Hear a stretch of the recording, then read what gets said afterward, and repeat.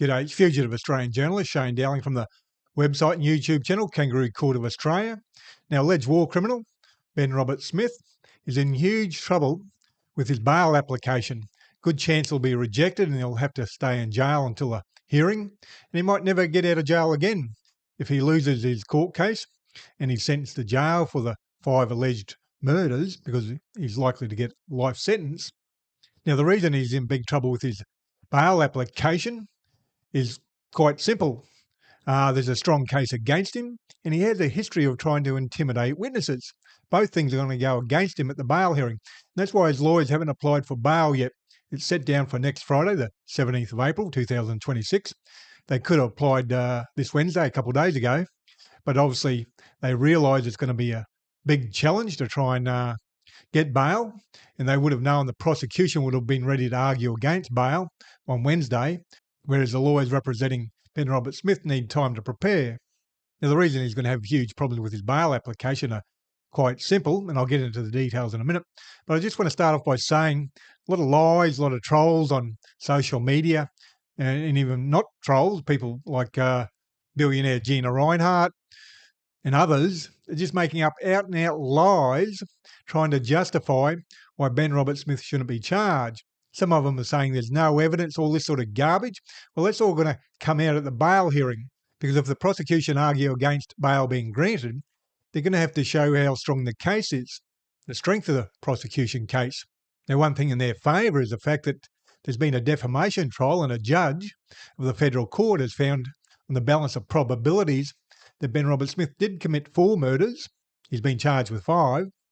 Now, in the criminal trial, it has to be more than on the balance of probabilities. It has to be beyond a reasonable doubt. But this is only a bail hearing, and they only have to argue that they have a strong case. And the fact that a judge of the federal court found on the balance of probabilities that he did commit 4 murders, and that was backed up by 3 judges of the Court of Appeal in the federal court, a unanimous judgment. Then the High Court refused leave to appeal. So that says they have got a strong case. Now, you have to remember he's been charged with 5 murders, and I'll put a picture up on screen now. There's Ben Roberts-Smith standing behind a person drinking from a prosthetic leg that they took from someone they killed. That shows he's just batshit crazy. Now, if you're charged with a minor crime, normally you'll get police bail at the police station.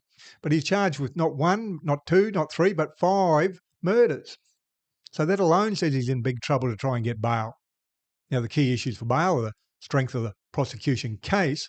Now, they'll probably have more evidence than what came out during the defamation case. So there could be more strong evidence to support that. 2, risk of reoffending. Well, I don't know how strong that would be, but risk of interfering with witnesses. Well, let's have a look at that. I wrote this in the previous article I just published in the video, if you want to watch the previous video.